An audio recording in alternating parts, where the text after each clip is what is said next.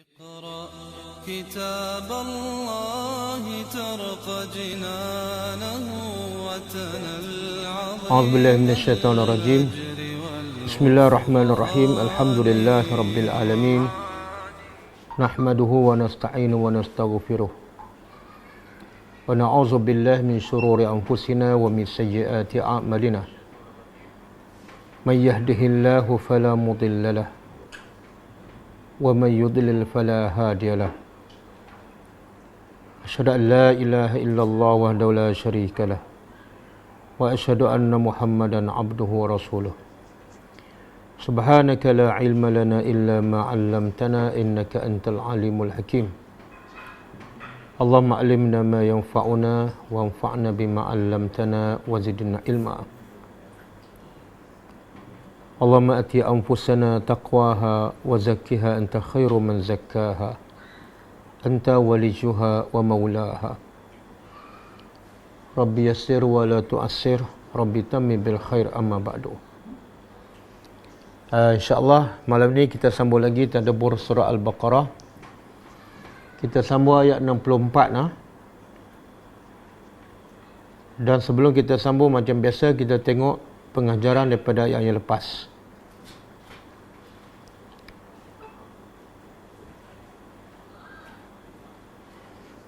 Ayat 62 dan 63.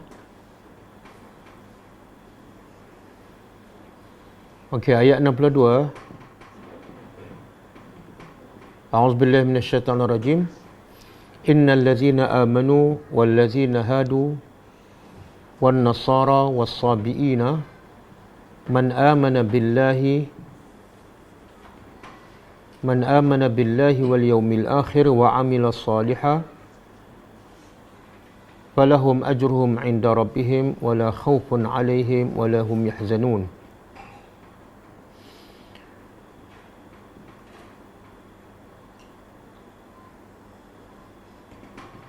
Maksudnya Allah kata sesungguhnya orang-orang yang beriman dan orang-orang Yahudi dan Nasara dan juga Sabi'in, sekiranya mereka beriman kepada Allah dan beriman dengan hari akhirat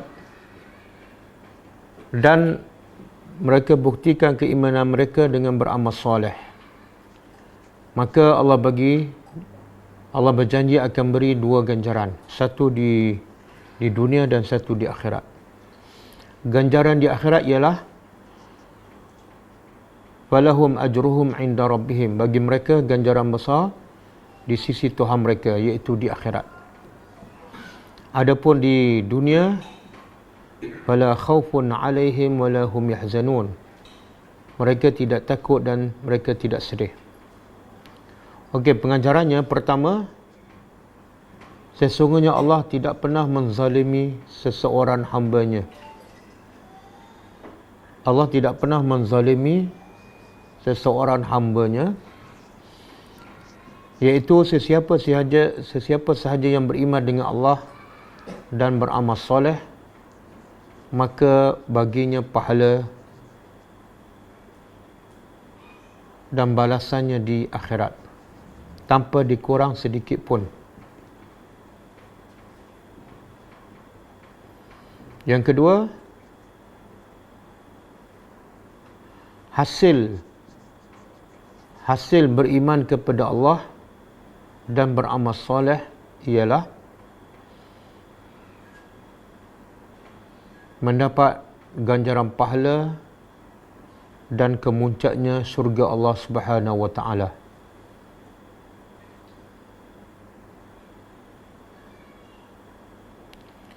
Yang ketiga, Allah akan membalas setiap amalan soleh yang benar-benar ikhlas tanpa mengira asal usul ataupun apa jenis dan bangsa manusia. Walaupun asalnya adalah Yahudi ataupun Nasrani ataupun apa-apa sahaja agama yang lain.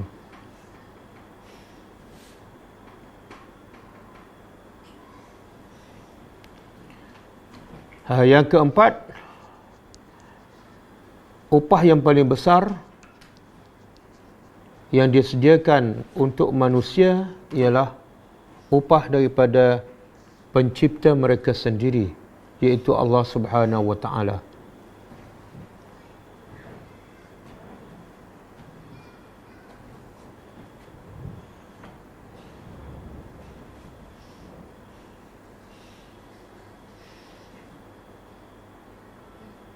Okey. Kemudian ayat 63.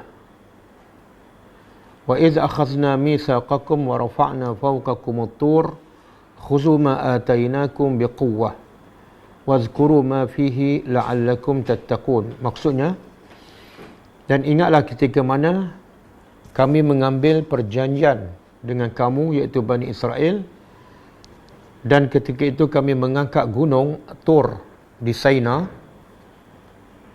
Lalu kami berkata, ambillah. Allah berkata kepada Bani Israel, ambil, iaitu baca, faham dan amalkan dengan sungguh-sungguh, biquwah.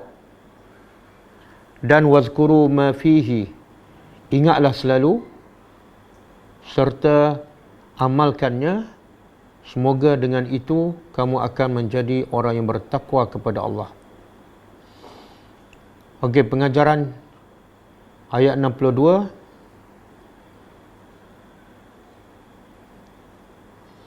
Allah mengingatkan kepada Bani Israel terhadap perjanjian yang diambil ke atas mereka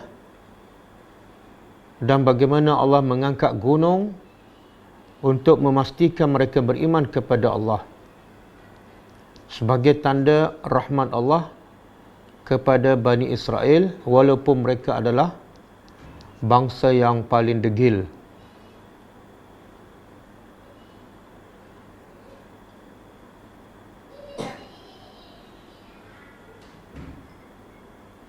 Yang kedua,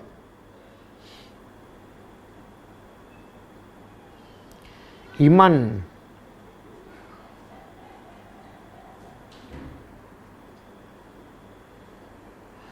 yang dilakukan secara paksa, ia tidak akan ikhlas dan ia tidak akan bertahan lama.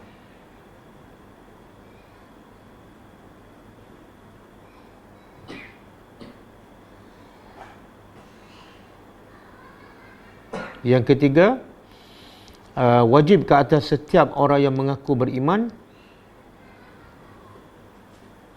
agar mengambil kitab mereka dengan sungguh-sungguh, bukan main-main. Iaitu mereka membaca, mentadabbur, menyampaikan, beramal dan menyampaikannya dengan sungguh-sungguh.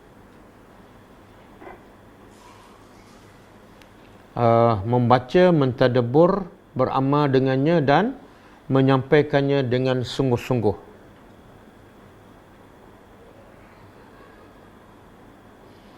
Yang kelima, sesiapa yang mengambil Al-Quran main-main ataupun tidak sungguh-sungguh, sama ada membacanya ataupun beramal dengannya, dia menyerupai Yahudi.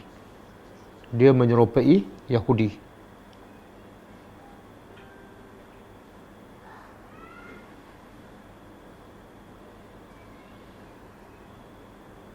Okey, kita sambung. Ayat hari ini kaitannya ialah Allah nak bagi tahu bagaimana sikap orang Yahudi setelah diangkat gunung di atas kepala mereka supaya mereka beriman. Tapi setelah Allah letakkan gunung, apa sikap mereka? Adakah mereka terus beriman ataupun mereka kembali kepada asal? Kita sambung.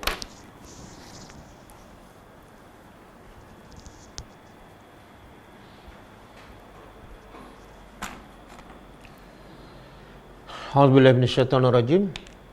Summa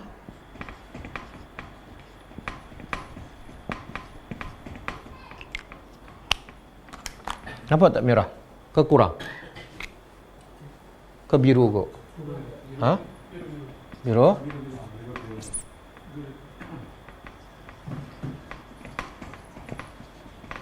Kemudian tawallaitum. kamu berpaling.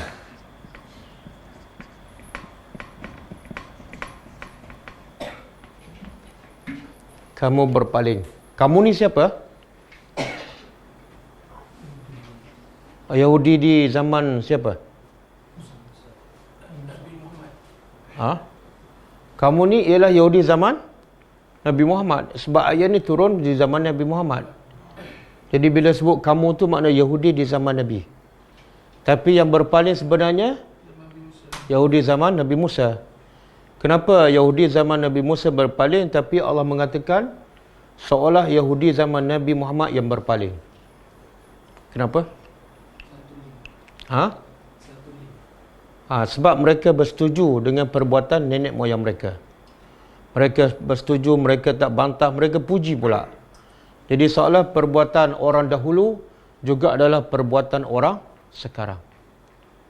Boleh? Contohlah, orang dulu belaga ayam di sini. Kan? Atuk kita. Lepas tu dah tak ada dah. Kita tahu dan kita tak bantah, kita bersetuju. Kita kata okey lah tu, walaupun kita tak buat.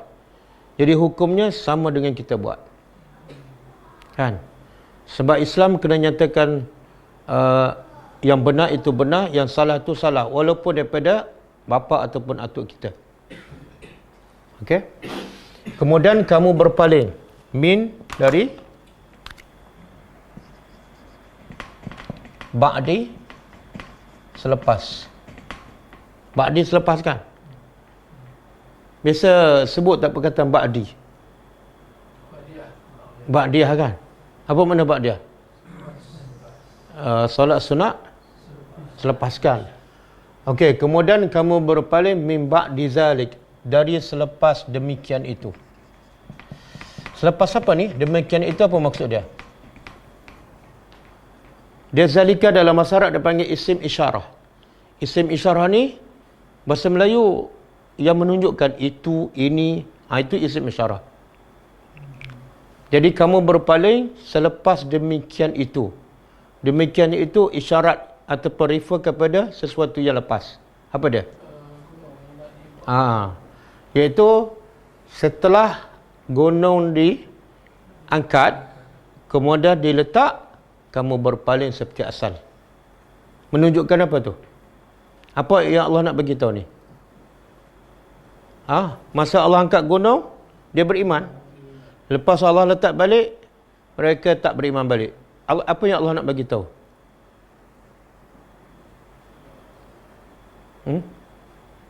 Ada sesuatu yang Allah nak bagi tahu?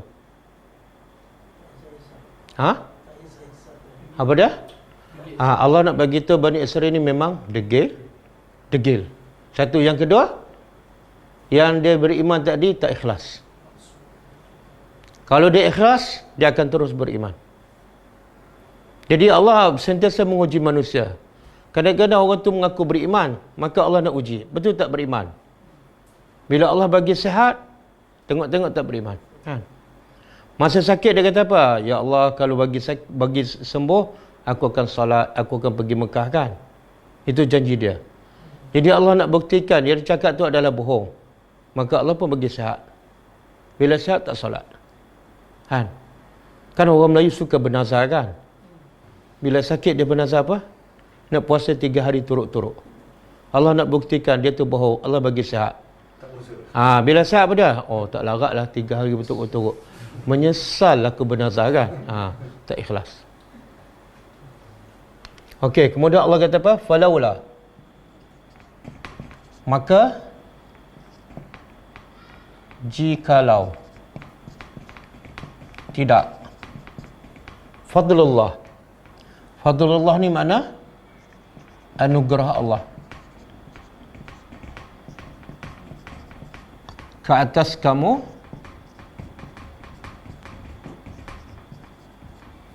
wa rahmatuhu, dan rahmatnya. Apa makna fadlullah?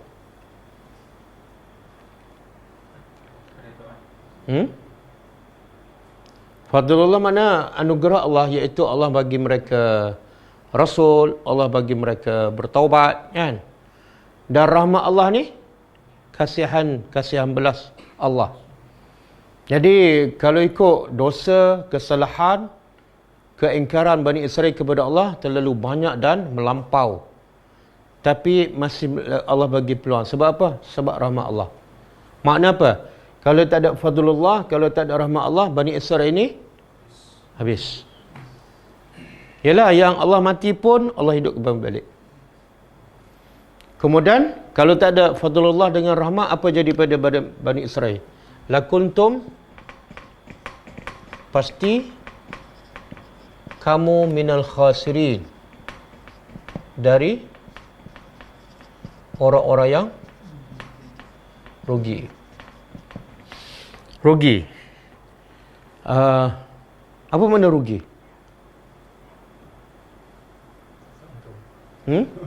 Tak untung. Oh. Apa makna siang, tidak malam? Cepat pandai tu. Dia rugi ni ialah orang bukan setakat tak dapat untung tapi hilang modal. Tak mau pilih lagi. Modal dia 50,000, untung tak dapat dan modal pun tak balik. Itu makna orang rugi. Siapa ni orang yang rugi ni? Orang yang modal pun tak balik. Berpaling.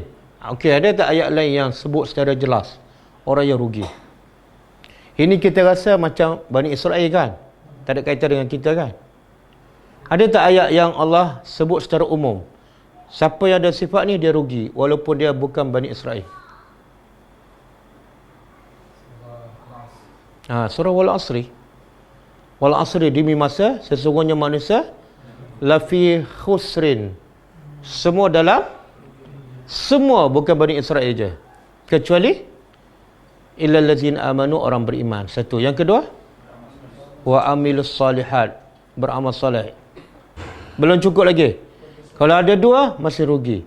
Yang ketiga, wa tawasau bil haq. Apa makna berpesan dengan kebenaran? Dia tawasau ni makna dua pihak lah. Kita pesan pada orang, orang pun pesan pada kita.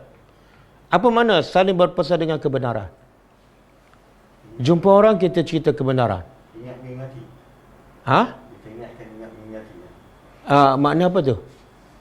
Itulah dakwah. Itulah dakwah. Yang ni ramai orang tak buat kan? Beriman mungkin ramai buat. Beramal soleh ramai orang buat. Tapi bila masuk yang ketiga, berpesan dengan kebenaran, ramai orang tak buat. Dan kerana tak buat yang ketiga inilah Bani Israel dilaknat ni. Nanti kita akan belajar nanti. Dia dah buat tiga dah. Beriman, beramal soleh dan berpesan dengan kebenaran. Masih rugi lagi. Ada satu lagi. Dia dah berpesan dengan kebenaran. Lepas tu orang tak terima. Dia tak sabar. Dia pun merajuk. Jadi macam Nabi Yunus. Nasi tak kena telan ikan paus. Boleh? Tiga tapi satu tak sabar. Habis. Rugi.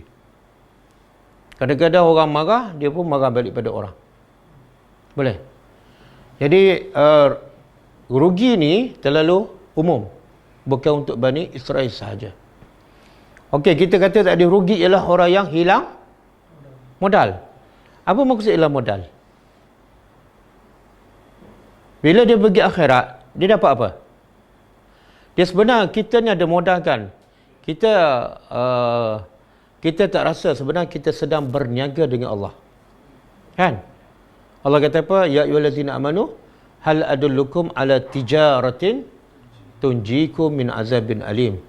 Allah kata, wahai orang beriman, nak tak aku tunjuk pada kamu satu perniagaan. Yang perniagaan ni untungnya apa? Keuntungannya apa? Selamatkan kamu daripada azab yang pedih. Jadi kita berniaga dengan Allah. Apa modalnya? Apa dah? Tu'minu ayat selepasnya. Tak, dia modal. Bukan tu juga, ada satu lagi. Sebelum tu'minuna billah tu ada satu modal. Yang kerana itulah Allah bersumpah. Masa tu sebenarnya modal kita, walaupun 1 minit. Kalau kita tak ada masa, boleh tak berniaga dengan Allah? Tak ada. Lepas tu bila dah mati, tak boleh berniaga dah. Kan? Sebab itulah masa jangan buang, walaupun 1 minit. Kalau berniaga dengan Allah, 1 minit pun kadang-kadang dapat pahala ribu-ribu. Tapi kalau berniaga dengan manusia, 1 minit belum tentu dapat apa-apa. Kan? Kita kalau berniaga dengan manusia, kita cukup jaga masa tepat. Kadang-kadang lebih masa kan. Sebab apa? Bila ada keuntungan lebih kan. Tapi kalau berniaga dengan Allah, kita sangat berkira masanya kan. Dah lah buat lewat, sudah cepat atau berkira. Dah salah? Dah. Berapa waktu? 5 waktu cukup lah. Padahal kalau kita berniaga dengan manusia, kita tak kata 5 cukup. Kita kata kalau boleh nak 50. Kan? Sebab apa? Sebab kita nampak keuntungan manusia depan mata. Kalau keuntungan berniaga dengan Allah, nampak tak? Tak nampak. Ni, kita duduk kelas ni, berniaga dengan saya ke berniaga dengan Allah? Berapa untung ni? Tak nampak. Besar tak? Besar. Jadi kalau besar, nak sekejap ke nak lama? Betul? Jadi kalau saya sambung sampai pukul 12 pun tak apa? Dah tak jawab dah. Tak jawab dah. Tapi kalau berniaga dengan orang, kita nampak ada lagi keuntungan. Sepatut tutup pukul 11. Tapi ramai lagi customer, kita sambung tak? Sampai pukul 12 malam? Sambung? Tak payah tanya kan? Tapi kenapa berniaga dengan Allah susah? Nak jawab pun susah. Boleh tak kita sambung sampai pukul 12? Abang tak jawab. Sebab dia fikir rumah jauh kan? Rumah jauh tapi berniaga dengan Allah, rumahnya lagi jauh. Nak pergi ke surga. Boleh. Tapi malam ni bukan sampai pukul 12. InsyaAllah. Okey.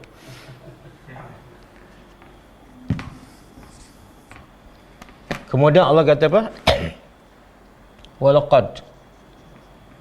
Pasti. Qad. Sesungguhnya. Alimtum. Kamu mengetahui. Ini masuk fasa yang lain. Cerita Bani Israel pasal apa ni? Ini cerita baru, iaitu cerita Bani Israel. Bukan setakat buat dosa, tapi menipu Allah. Yang sebelum ni buat satu dosa. Tapi ni dalam satu dosa ada satu lagi, iaitu menipu Tuhan. Okey, Allah kata sesungguhnya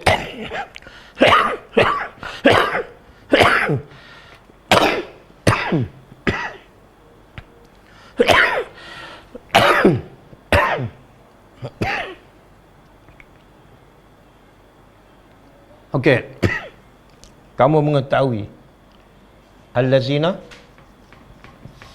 orang-orang yang, kamu ni siapa? Bani Israel zaman Nabi kan? Tengok Allah nak tegur Bani Israel. Apa tujuan? Allah nak mereka insaf. Jangan jadi macam nenek moyang kamu. Menunjukkan Allah sebenarnya nak, kalau boleh, semua manusia masuk syurga, walaupun Bani Israel. Jadi kamu ingat tak? Kamu tahu tak kisah apa? Allazina, orang-orang yang i'tadau, mereka melampau. Minkum, dari kalangan kamu. Okey, perkataan minkum ni apa tujuan? Allah tak kata, kamu tahu tak orang-orang yang melampau tanpa sebut minkum. Beza tak? Orang yang melampau stop, ataupun orang yang melampau daripada kalangan kamu. Beza tak? Apa beza? Ha? Tak semua. Yang mana tak semua? Yang ada minkum. Ha? Yang mana yang semua, yang mana yang tak semua?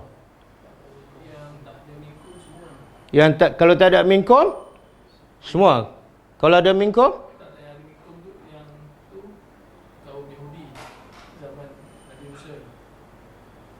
bukan. Bukan.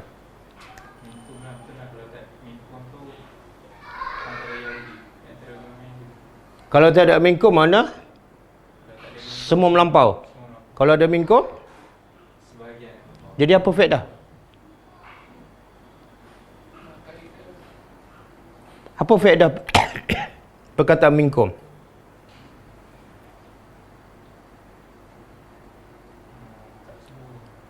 Ayalah, apa faedah Allah bagi tahu sebahagian kamu, bukan semua? Apa faedah?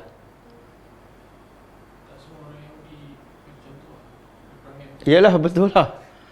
Tujuannya apa? Ha? Apa dia? Bukan.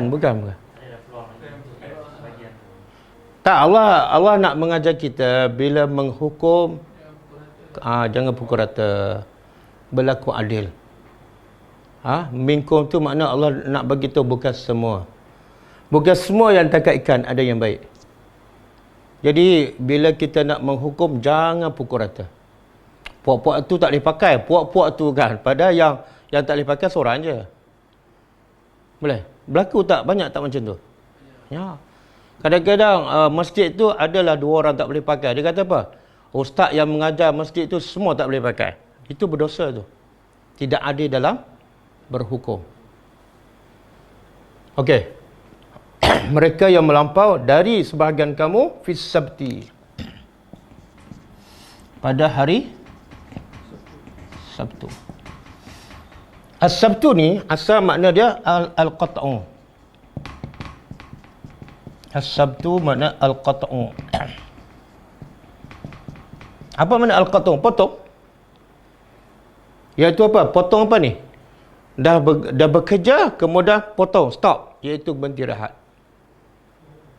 Sebab itulah hari rehat Yahudi hari apa? Sabtu. Dia orang Yahudi ni, dia bekerja, kemudian dia minta pada Nabi Musa, kami hari Sabtu ni kami tak nak bekerja. Kami nak berehat, nak buat ibadat aja. Jadi boleh tak minta pada Tuhan kamu, izinkan kami beribadat sahaja, kami tak nak bekerja. Boleh? Hari itu dipanggil Sabtu, iaitu Al-Qat'u. Dan sebab tu orang Yahudi tuduh Allah cipta langit, bumi dan semua makhluk ni berapa hari semua? 6 masa 6 hari lah. Bermula hari apa?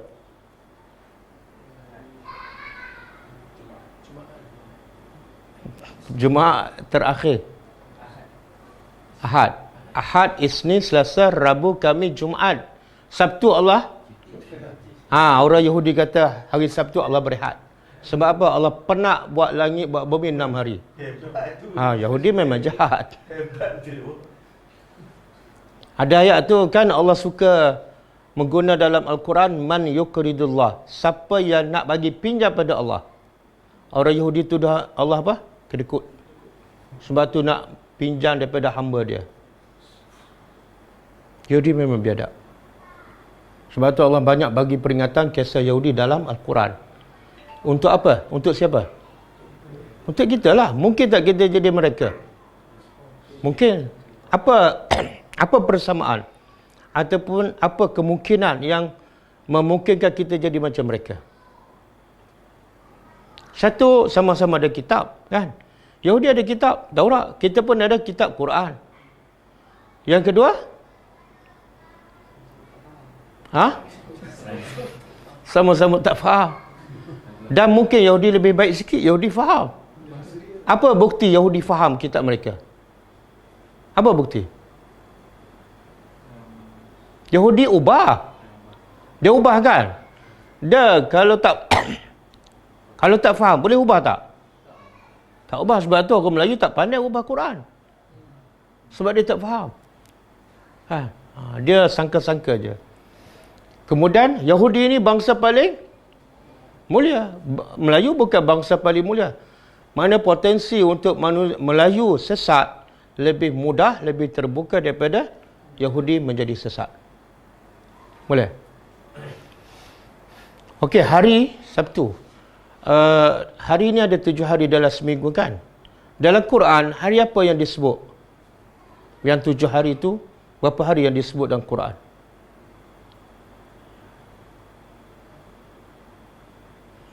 Ni kalau dah khatam 30 mesti jumpa ni. Tak jumpa?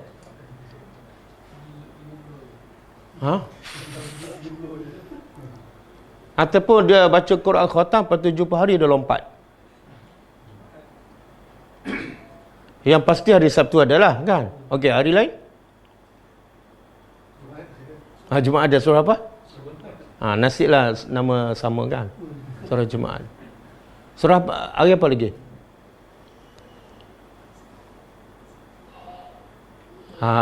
Tengok.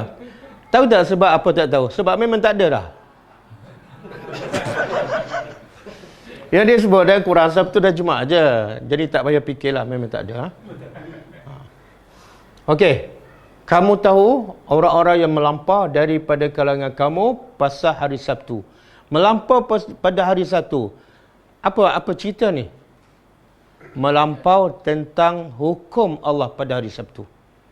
Bukan melampau hari Sabtu. Di Quran dia panggil ijaz. Dia sebut secara ringkas. Melampau hari Sabtu makna melampau dari segi hukum Allah yang berlaku pada hari Sabtu. Okey. Kemudian faqulna lalu lepas mereka melampau kami jadikan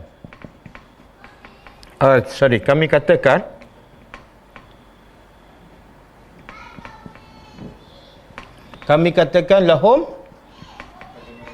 kepada mereka kunu. Kita biasa dengar kun sambung. Dia boleh sambung tu, fayakun. Kun fayakun, cuba terjemah.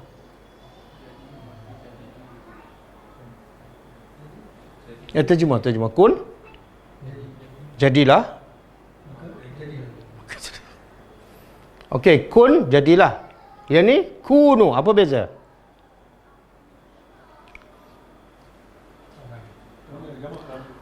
Kalau perintah kepada seorang, kun. Kalau perintah pada ramai, kunu. Makna sama je. Boleh? Kalau saya nak perintah pada anak saya lelaki seorang, kun. Kalau nak perintah pada anak saya 5 orang, kunu. Kenapa ramai? Sebab Allah kata pada siapa ni? Hum ke apa? Ramai. Kalau sini faqulna lahu kun.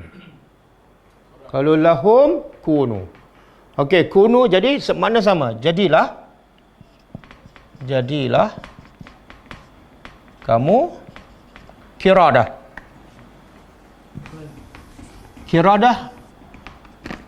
Jamaah kalau mufrad qirdatun. Apa makna qirdatun?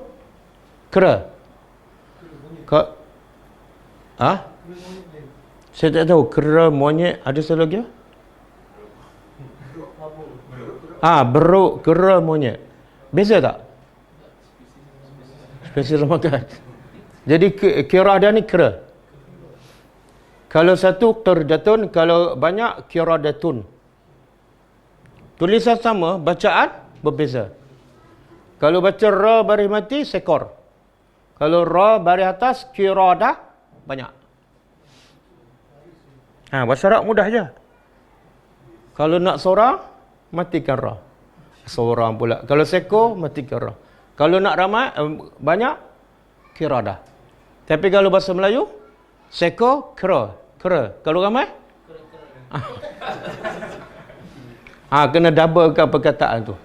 Bahasa Arab hanya tukar baris je. Jadi mana lebih mudah?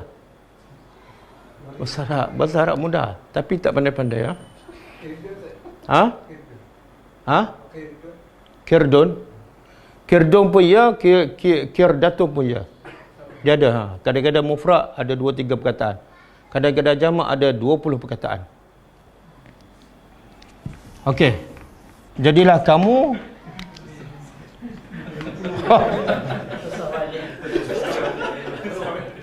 sila anda tanya ni. Kera-kera. Ni mereka ni bertukar kera saja ke ataupun bertukar kera dan babi? Ayalah ayat ni. Ada tak ayat lain yang mereka sebenar bertukar kera dan babi juga? Tak pernah jumpa. Tak pernah jumpa. Okey, nanti saya sebut ayat. Jadilah kamu kera kera khasiin yang hina. Ha? Ha? Dia kera yang, kalau kera betul-betul tak hina. Yang ni kera hina sebab apa? Sebab dia berasal daripada orang yang lawan Tuhan. Jadi sebenar semua makhluk yang lawan Tuhan hina. Sebab tu Allah sebut kera hina ni. Sebab apa? Nak bezakan kera tepi jalan tu. Kera tepi jalan tak hina. Jangan jumpa kera tepi jalan. Ni keturunan Bani Israel ni. Jangan. Dia kera ni bertukar, Yahudi bertukar jadi kera. Dia ada tak keturunan dia selepas tu? Kan? Sebab yang ditukar jadi kera ada jantan, ada betina. Lepas tu ada tak zuriat dia? Ha? Apa dia?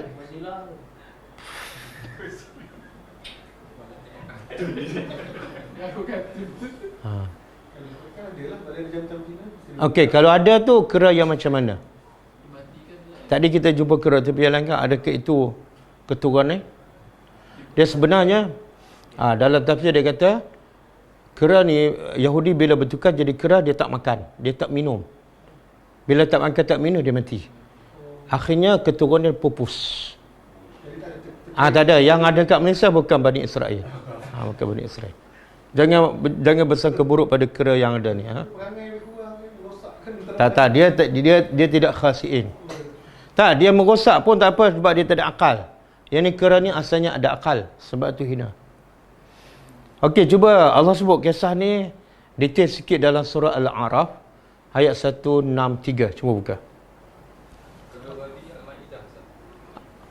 Maidah kan? Okey. Cuba buka surah ni dulu. Surah Al-A'raf 163. Ada? 163, 164.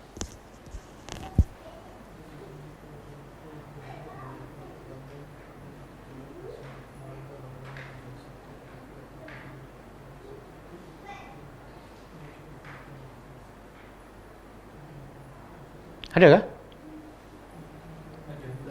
Ha?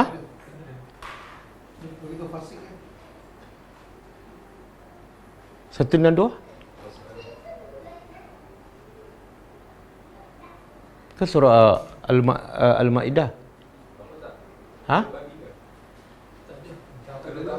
Tak, dia cerita pasal Bani Israel ni, kisah tangkap ikan hari Sabtu, Allah cerita daripada awal lagi. Kalau cerita tentang ikan tu 163 kan? Okey. Ayat tu panjang. Cuba baca terjemahan dia. Dan bertanyalah kepada mereka, wahai Muhammad, mengenai penduduk bandar yang letaknya di tepi laut. Masa mereka melanggar larangan pada hari Sabtu. Ketika datang kepada mereka pada hari Sabtu itu ikan-ikan yang menjadi cubaan kepada mereka, yang kelihatan timbul di muka air. Sedang pada hari-hari lain ikan-ikan itu tidak pula datang kepada mereka. Demikianlah kami menguji mereka dengan cubaan itu kerana mereka sentiasa berlaku fasik. Okey. Allah suruh Nabi apa? Tanya Bani Israel, Yahudi yang ada zaman Nabi. Cuba tanya mereka kisah ni. Kisah apa? Penduduk negeri yang tepi pantai. Dalam tafsir dia kata dekat Laut Merah. Jadi Bani Israel duduk satu perkampungan tepi pantai di Laut Merah di Mesir. Jadi Allah kata pada Muhammad, cuba tanya Bani Yahudi yang ada zaman kamu. Ingat tak kisah nenek moyang mereka? Ketika mana Allah larang mereka tangkap ikan hari Sabtu. Sebab apa Allah larang? Sebab apa Allah larang? Sebab mereka sendiri minta. Mereka kata tak nak bekerja hari itu, nak ibadat je. Maka Allah kata, okey, aku bagi rehat dan jangan tangkap.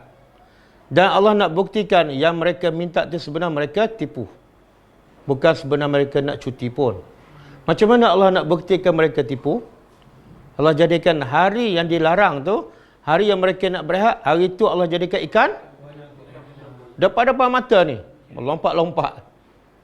Lepas tu hari lain pula, Ahad, Isnin, Selasa, Rabu, Khamis, tak ada. Jadi bermula dalam tafsir disebut, ada seorang pemuda, dia teringin nak makan ikan. Lepas tu dia tengok hari lain tak ada, tengok hari Sabtu ada. Dia pun tangkap ikan sekor, kemudian dia ikat tali kat ekor ikan tu. Dia ikat tali, dia ikat kat batu. Bila dia buat tu, hari Sabtu. Lepas tu hari Ahad, dia tengok ada lagi, dia pun ambil. Dia ambil rehat. Lepas tu dia bakar ikan tu. Jadi jiran-jiran dia, bau ikan bakar lah. Jadi orang tanya, kamu ambil kat mana? Ambil kat pantai lah. Kan Tuhan larang. Tuhan larang tangkap hari Sabtu, aku ambil hari Ahad. Tengok syaitan mula masuk daripada seorang je. Yang lain pun, betul juga. Jadi dia yang mula, orang lain pun ikut.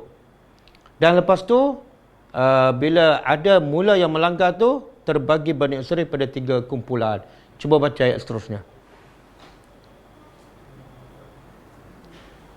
Dan ingatlah ketika segolongan di antara mereka berkata, mengapa kamu menasihati kaum yang Allah akan membinasakan mereka atau mengazabkan mereka dengan azab yang amat berat?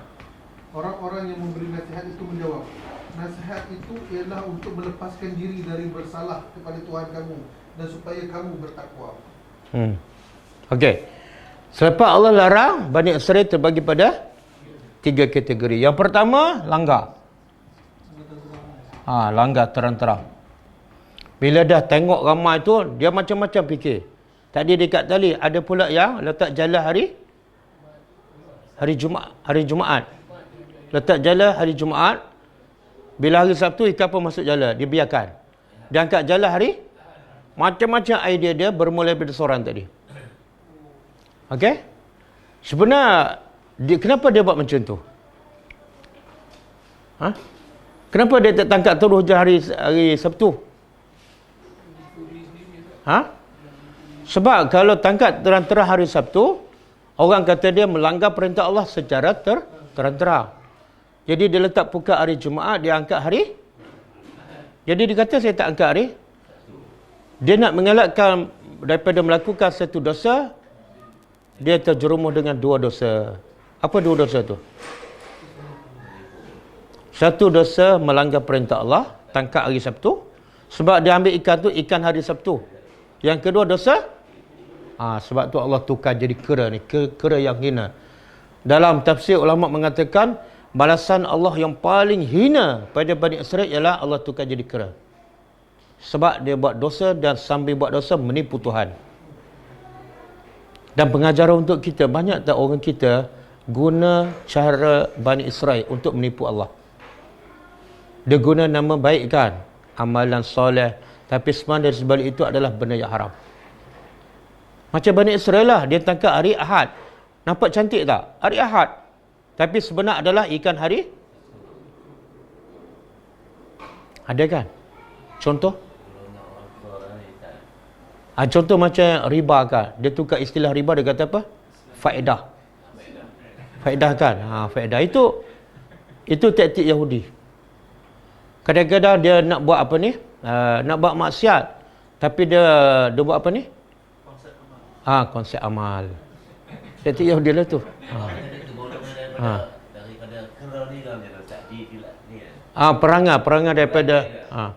Perangai daripada Bani Israel, bukan daripada kera.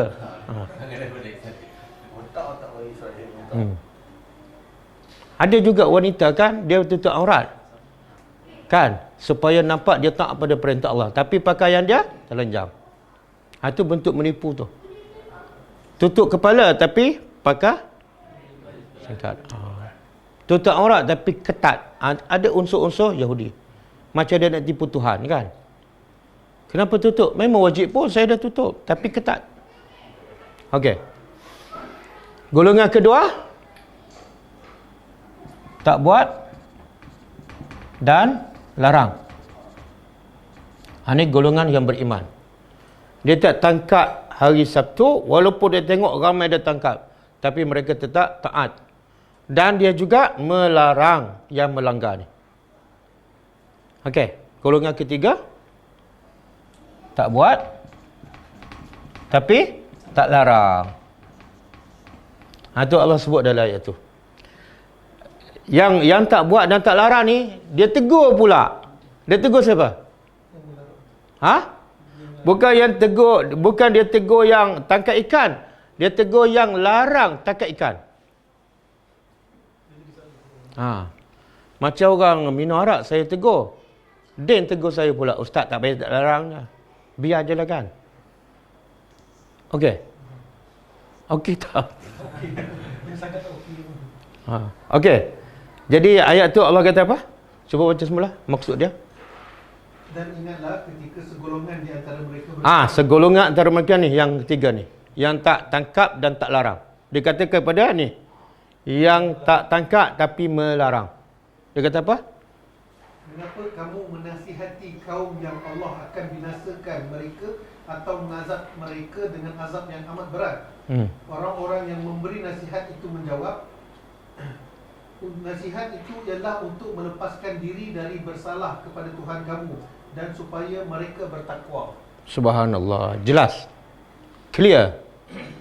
Kenapa yang tak tangkap dan dalam masa sama dia larang? Apa sebab dia? Dia jawab balik pada ni. Sebab yang ni tegur. Kenapa dia larang puak-puak ni? Biar je satu masa Allah akan hukum mereka. Jangan nak orang kata, jangan busy. Jangan busy body lah. Duk meratik kat rumah sedahlah. Kan? Tapi apa alasan yang kedua ni? Apa alasan? Apa maksud? Ini tujuan utama berdakwah. Apa maksud melepaskan diri? Alasan kepada siapa? Maknanya wajib tak buat kerja dakwah. Sebab tu dia kata, kalau aku tak buat kerja dakwah, kalau aku tak larang, aku tak boleh jawab depan Allah. Boleh faham? Makna tujuan utama dakwah bukan nak pastikan orang tu berubah. Tak. Itu tanggungjawab kita. Kamu nak berubah tak nak, itu soal kamu, urusan kamu. Urusan aku wajib mencegah. Boleh faham? Kalau kita berdakwah, kita fikir nak jalankan tanggungjawab. Orang tolak pun kita tak stres. Sebab apa? Kamu nak tolak bukan masalah aku. Masalah aku ialah aku nak jawab depan Allah. Boleh faham? Tapi dalam dia berdakwah, ada tak harapan orang tu berubah? Itu tujuan yang kedua.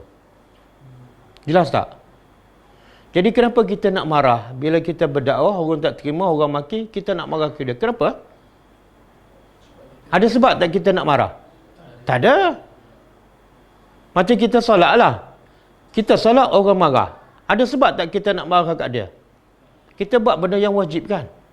Boleh faham? Jadi, pertama kita ambil pengajaran, kerja dakwah adalah wajib. Yang kedua, tujuan kita berdakwah supaya dapat jawab di hadapan Allah. Maknanya siapa yang tak berdakwah, dia tak akan lepas di akhirat besok. Jelas? Okey.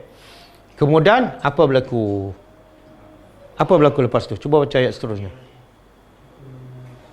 Maka ketika mereka melupakan, jadi tidak menghiraukan apa yang telah diperingatkan kepada mereka, kami selamatkan orang-orang yang melarang daripada perbuatan jahat itu, dan kami timpakan orang-orang yang zalim dengan azab siksa yang amat berat disebabkan mereka berlaku fasik.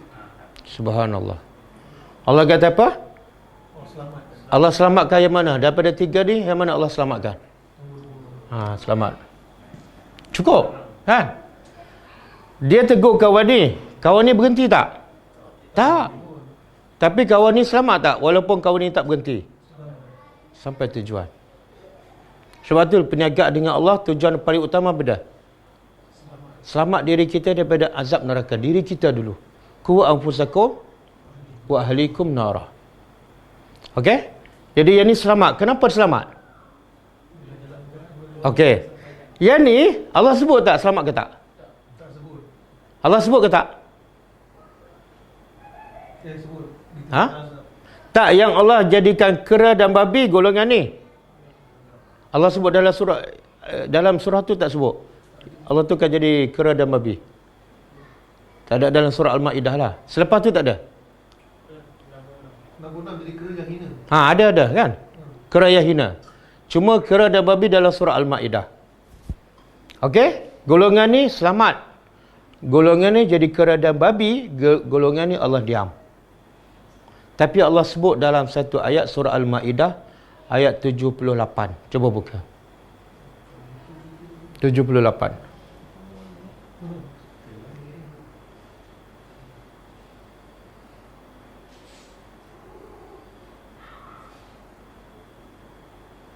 Cuba baca terjemahan dia. Orang-orang kafir Yahudi dari Bani Israel telah dilaknat di dalam kitab-kitab Zabur dan Injil melalui lidah Nabi Daud dan Nabi Isa ibni Maryam.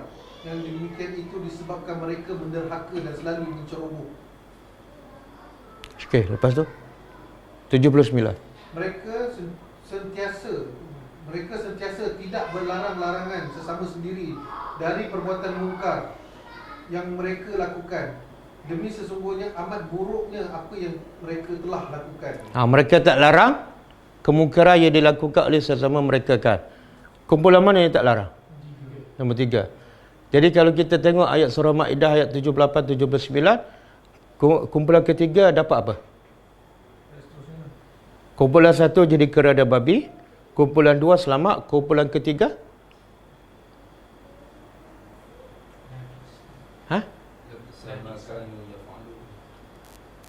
tak, Allah sebut daripada ayat 78 lagi. Dilaknat. Lu'ina tu makna dilaknat. Dan 79 Allah kata mereka dilaknat sebab tidak mencegah kemungkaran. Okey. Cuma dalam surah Al-A'raf ayat 63, 64, 65 Allah tak sebut golongan ketiga. Jadi bila Allah tak sebut, kita diamlah.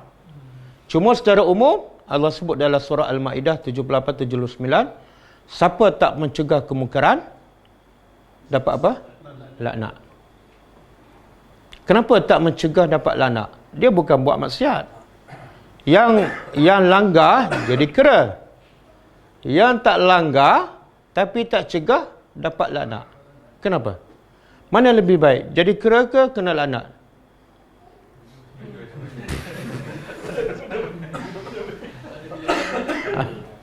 Tak, kalau ada diberi pilihan antara dua tu, kita nak yang mana?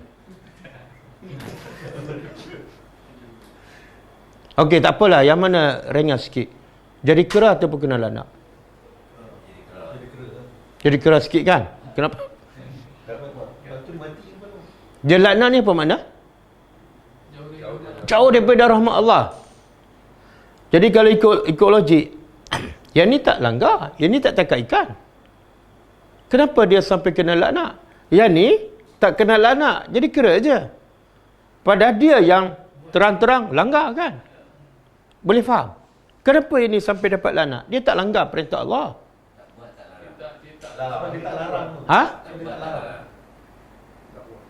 Jadi tak larang orang buat maksiat dengan orang buat maksiat, mana lebih teruk? Kenapa? Sebab bila dia tak larang, menyebabkan kemungkaran berleluasa. Bahaya tak? Hanya kerana tak larang, semakin banyak, semakin ramai. Saya pernah pergi di Sempurna kan, yang kawasan kubur tu, orang belaga ayam. Dalam kubur, dalam tu. Belaga ayam dalam tu. Ada semenanjung macam tu. Semenanjung penakut, lalu kubur pun cabut kan. Orang kat Sempurna bukan takut, duduk atas kubur, belaga ayam dalam kubur. Orang lalu setiap hari. Kenapa kemungkaran terus berlaku? Tak ada siapa tegur. Bila tak ada orang tegur, akhirnya mindset dia apa dah? Benda ni makruf. Kalau muka ada orang tegur. Dah 10 tahun kami belaga ayam seorang. Tengok kesan tak tegur, akhirnya yang munkar dia anggap ma'ruf. Bahaya. Sebab tu yang ni kena laknat ni. Betul. Anak kita buat dosa setiap hari kan. Kita tak tegur sampai 10 tahun. Akhirnya dia rasa apa? Betul lah. Mak aku tak laras patah pun, kenapa kamu nak menyibuk? Kan? Bahaya tu. Okey. Lepas tu, Allah jadi kera dan babi. Faja'alnaha. Lalu kami jadikannya. Kami jadikannya. Ini apa dia? Ada pendapat mengatakan balik pada kera. Kami jadikan kera ataupun kisah cerita kera itu nakalan sebagai hukuman. Untuk siapa? Lima baina yadaiha. Bagi yang berada ketika itu. Mana pengajaran untuk orang ketika itu? Satu.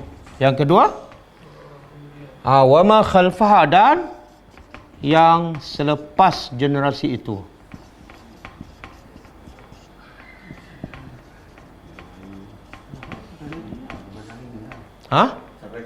Sampai ke hari ni lah. Sebab tu Allah rakam cerita ni dalam Quran. Supaya apa? Cerita tu terus dibaca dan diambil pengajaran. Tapi kalau tak faham, ambil pengajaran tak? Tak. Kemudian, wa mau'izah, dan peringatan lil muttaqin, untuk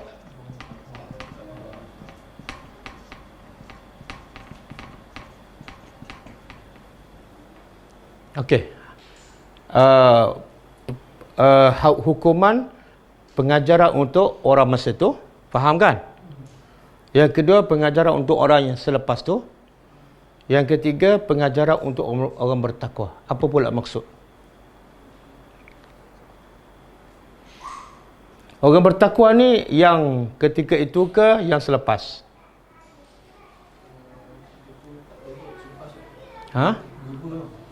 Kenapa Allah sebut khusus pula untuk orang bertakwa?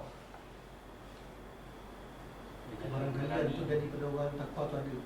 Apa dia? Barangkali itu jadi pada orang yang takwa tu, perangai tu. Bukan.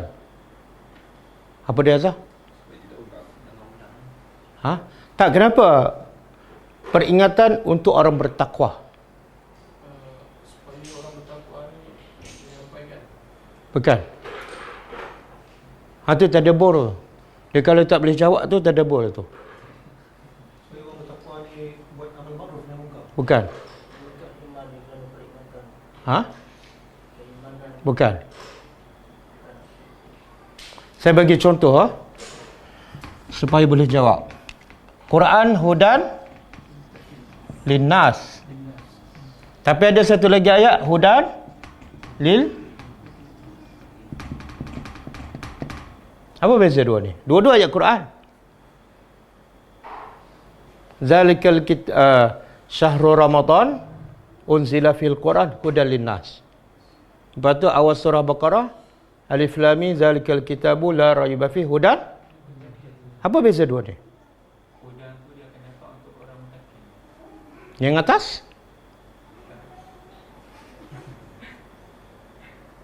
Hudan petunjuk bagi manusia. Nak dapat hudan tu kena jadi muttaqin. Nak dapat hudan kena jadi? Tapi yang atas Allah kata hudan untuk semua?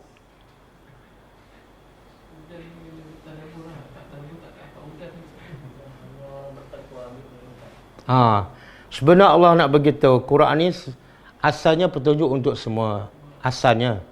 Tapi siapa yang betul-betul menjadikan Quran sebagai petunjuk? Siapa yang baca, faham, amal? Hanya orang bertakwa aja. Boleh faham? Maknanya kalau dia baca Quran tapi tak ikut, dia bukan bertakwa, dia orang biasa aja. Dia hafal Quran tapi tak ikut Quran sebagai petunjuk, dia bukan orang bertakwa. Sebab yang ikut petunjuk Quran hanya orang bertakwa. Okey. Sama ayat ni.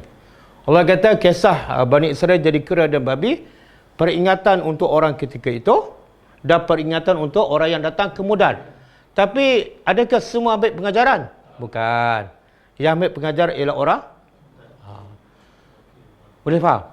Kalau saya tanya, abang tahu tak kisah kera? Bani Yahudi jadi kera. Dia tak tahu. Makna dia ambil tak pengajaran? Tak. Kalau dia tak ambil, jadi tak orang bertakwa? Tak.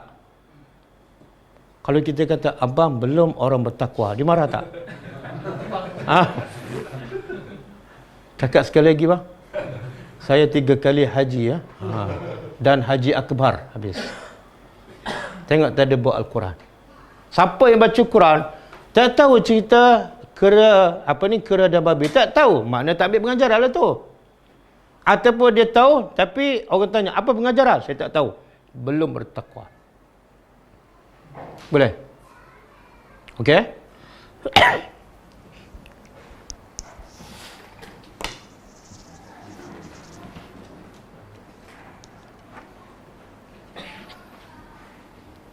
Tadi saya masa belum kelas saya nak pensang dah. Dan saya tengok pelajar pun nak pensang, tapi kenapa masa tadabbur semua segar?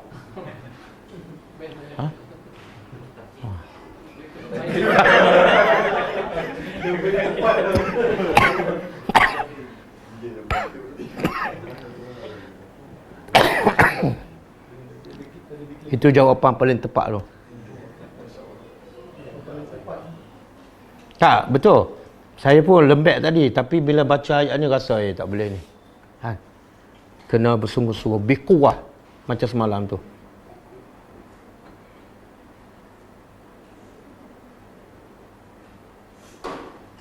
Okey, kita tengok soalan.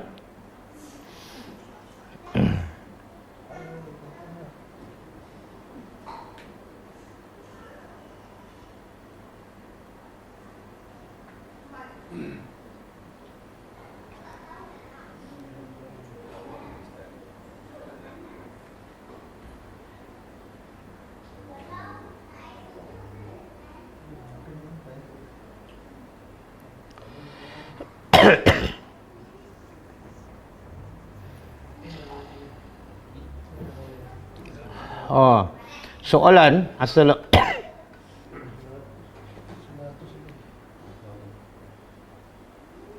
soalan. Assalamualaikum Ustaz. Waalaikumsalam. Minta terangkan apa maksud Allah bersemayam di atas aras. Soalan ni saya tak nak jawab. Sebab soalan ni jadi kontroversi. Jadi kadang-kadang orang bertanya tu nak tahu pandangan saya kan. Jadi kalau nak tahu pandangan saya cadangkan tengoklah rakaman video ustaz-ustaz yang banyak bincang pasal istiwa. Tengok yang mana ada dalil, yang mana lebih meyakinkan, terserahlah. Sebab kita sendiri ada akal, kan? Kita bukan golongan orang kampung, golongan terpelajar. Kita guna akal untuk menilai. Bukan berdasarkan ustaz, tapi berdasarkan hujah. Jadi tengoklah video yang banyak bertimbul dalam YouTube. Ustaz daripada Indonesia, ustaz daripada macam-macam lah. Ada yang bercakap bersemayam macam ni makna dia. Ada berkata berbeza kan. Kita tengok yang mana hujahnya betul. Yang mana hujahnya daripada Quran dan hadis. Yang mana hujahnya pakai logik akal. Fikirlah. Wallahu a'lam.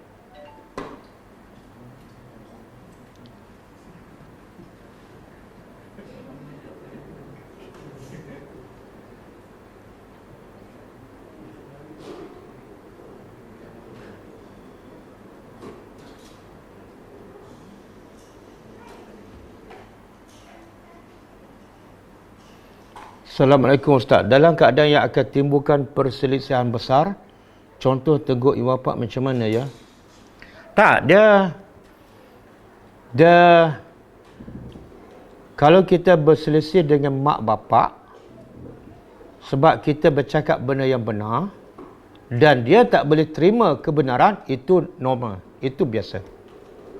Sebagaimana Nabi Ibrahim berselisih tak dengan bapak dia. Tapi walaupun Ibrahim berselisih dengan bapa dia, Ibrahim tetap jaga adab. Ini penting ni. Ibrahim tetap menjaga adab sebagai seorang anak. Walaupun bapa dia kafir, walaupun bapa dia pembuat patung, walaupun bapa halau dia, tapi Ibrahim tetap jaga adab. Dia bercakap dengan lembut, ya abati, wahai bapakku. Bila tu? Setelah kena halau, setelah kena maki oleh bapaknya. Kemudian apa lagi kata Ibrahim? Aku akan minta ampun kepada Allah untuk kamu.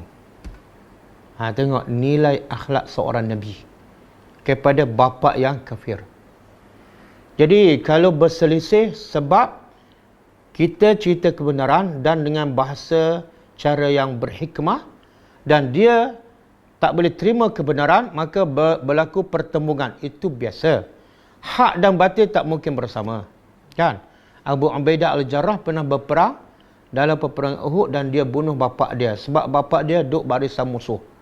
Dia duduk dalam barisan Islam. Tak boleh nak elak. Sebab bila bertembur dengan perintah Allah, kena utamakan Allah daripada bapa. Bapa lawan Tuhan, takkanlah kita nak bela bapa. Kan? Jelas kan? Tapi kalau kita berselisih dengan bapa, sebab cara kita berdakwah kasar, tak hormat orang tua, memang kita salah. Bapa ni apalah, bahasa kasar kan. Bapa ni ayah dah tua kan, besok lusa dah nak mati. Bila nak sedar, memang kita tak beradab. Memang kita tak beradab. Ataupun kita menghukum, bapa ni memang dah sesak kan. Memang salah kita tu. Kadang-kadang mak bapak kita tak nak dengar cakap kita sebab akhlak kita. Walaupun yang kita cakap tu betul, Quran dan hadis. Tapi cara kita, nada kita, bahasa kita menyebabkan bapa meluak dengan kita. Jadi bila bapa tak dengar ataupun berlaku perselisihan, pertama cek di mana silap kita. Bahasa kita tak betul ke, akhlak kita tak betul ke, kita tak boleh jadi contoh ke, kan? Cakap lain, buat lain.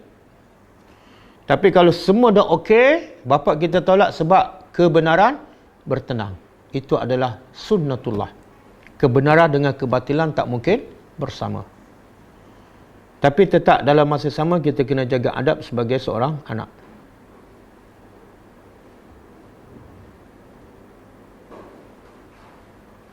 Alhamdulillah. Jadi kalau nak segar mata, tak perlu minum kopi tongkat Ali. Tak ada buat Al-Quran je. Tak ada buat Al-Quran.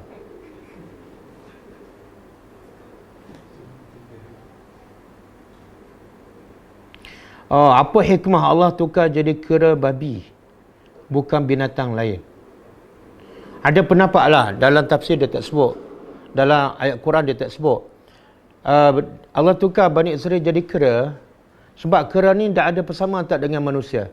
Ada tak sedikit persamaan? Apa dia? Siapa ada pengalaman?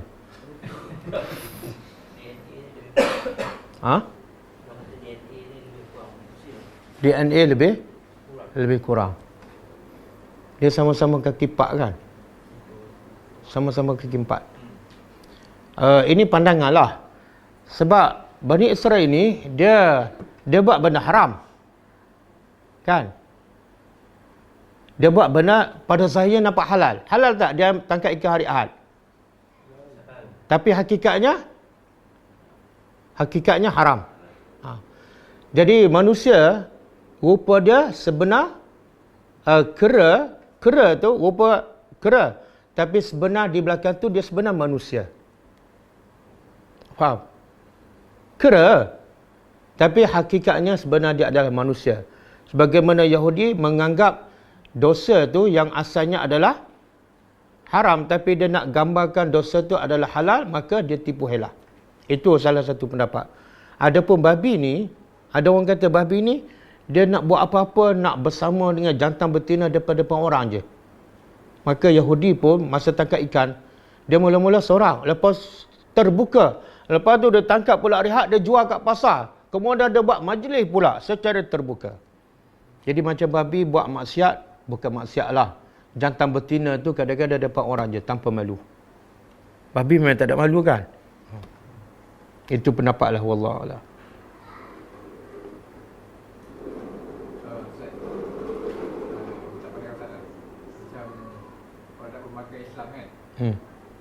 Islam ni kira ada bagi dua golongan lah. Yang kata bukan Islam ni, yang Islam pun tak Islam sebenarnya, tak Islami.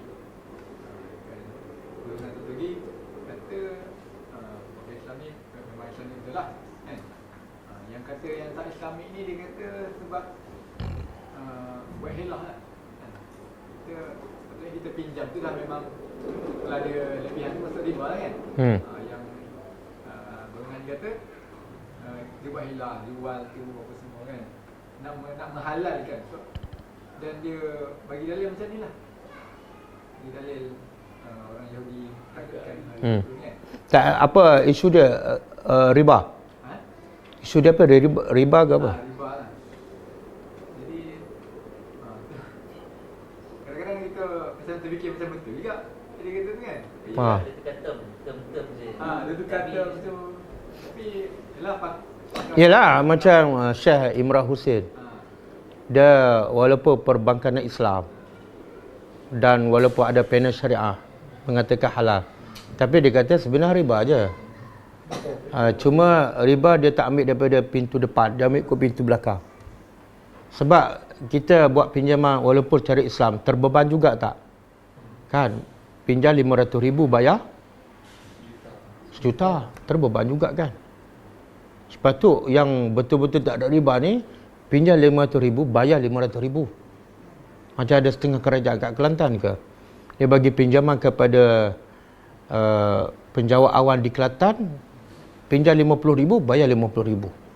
Itu yang betul-betul tak ada riba. Iyalah. Samalah produk orang Islam kan. Dia bukan bersih sangat pun, tapi dia gunakan logo Jakim. Tapi sebenarnya ada yang tak halal. Dan kadang-kadang produk yang bukan Islam tak ada logo Jakim, tapi lebih bersih. Lebih bersih. Kan? Itu dia guna helah lah. Termasuk yang jual buah kan, jual buah. Buah apple ke anggur, atas tu semua elok, bawah termasuklah tu. Dia nak buat dosa tapi dengan cara nampak macam baik, samalah tu.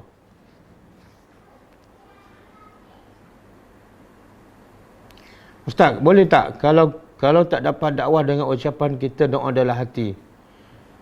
Bukan doa, benci. Nabi kata bila tengok kemungkaran wajib cegah, wajib. Siapa ni? Bukan ustaz je. Nabi kata man tu apa makna? Siapa saja. Kemudian ra'a minkum mungkaran, lihat kemungkaran. Kemungkaran mana? Apa saja kemungkaran yang disepakati oleh ulama bahawa dia mungkar. Siapa saja tengok, ustaz ke, guru matematik ke, orang tua ke, wajib cegah. Dengan apa? Dengan kuasa tangan. Kalau dia tak mampu, turun yang kedua. Nabi kata dengan lidah, bagi nasihat. Kalau tak mampu juga, kena benci dalam hati. Bukan doa. Kena benci maksiat tu. Dan benci dalam hati adalah makna kalau dia tengok maksiat, contohlah, anak dia buat maksiat, dan dia tak rasa benci langsung, sebab dia biasa je. Makna apa tu? Mak bapak dia tak ada iman. Mak bapak tak ada iman dah. Walaupun senipis kulit bawah. Sebab iman, macam mana ada iman? Orang buat maksiat pada Allah, dia tak benci. Allah benci maksiat, tapi dia tak benci. Mana ada iman? Iman ialah benci apa yang Allah benci dan suka apa yang Allah suka. Itulah iman.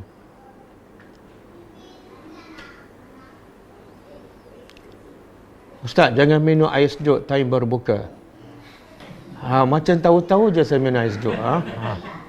Ni ada kasyaf kan? Ada hantar jin tengok saya minum air sejuk. Sebenar betul saya minum air sejuk, tapi sebab saya tak ada pilihan, itu je ada.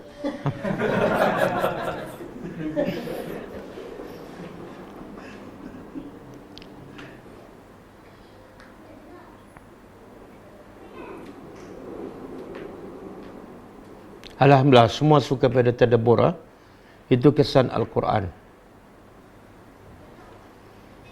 Ustaz, adakah hadis yang kata kalau mati tinggalkan hutang akan diazab? Tak. Hadis yang sahih Nabi kata, siapa yang mati meninggalkan hutang, rohnya tergantung. Bukan diazab lagi. Termasuklah orang yang mati syahid. Orang yang mati syahid ni, kalau dia tak ada hutang, mati pukul 5 petang, roh dia terus terbang masuk dalam syurga. Tapi kalau ada hutang, walaupun dia mati syahid, sangkut. Apatah lagi mati tempat tidur, lagilah sangkut. Jadi hadis tu mengatakan sangkut, bukan kena azab. Sebab itulah ada seorang sahabat Nabi meninggal. Lalu Nabi tanya, sahabat ni ada hutang tak? Orang begitu ada hutang. Nabi tak solat. Nabi tak kata kena azab. Nabi tak solat. Tapi Nabi benar tak sahabat lain solat? Ya, Nabi benarkan.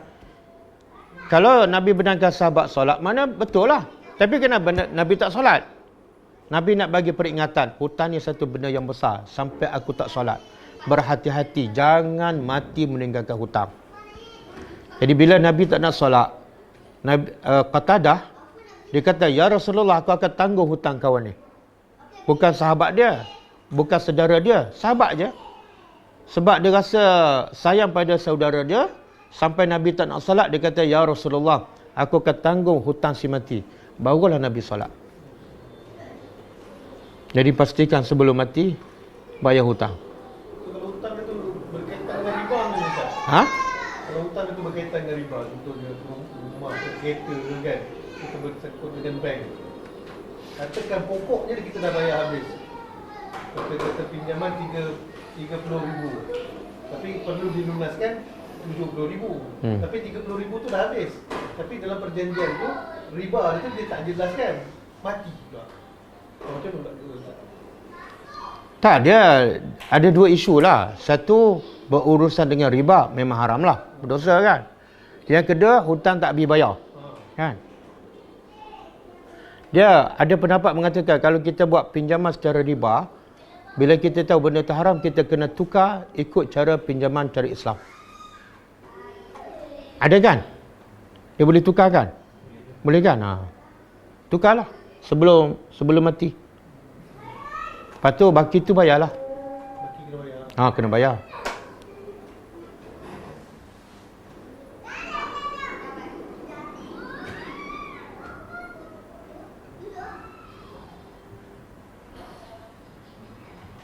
Apa ayat yang mereka ditukar jadi babi? Ayat berapa tadi? Surah Al-Ma'idah ayat 160. Ayat 60. Yang Allah tukar Bani Israel jadi kera dan babi, surah Al-Ma'idah ayat 60. Okey, cukup ah. Sebab tadabbur dah habis. Dah mula mengantuk dah. Saya pun mengantuk dah. Kita jumpa lagi malam besok pukul 10 suku insya-Allah. Kita tutup dengan membaca tasbih kafarah. Subhanakallahumma wa bihamdika asyhadu an la ilaha illa anta astaghfiruka wa atubu ilaik. Assalamualaikum warahmatullahi wabarakatuh. اقرأ كتاب الله ترق جنانه وتنل عظيم الأجر والغفران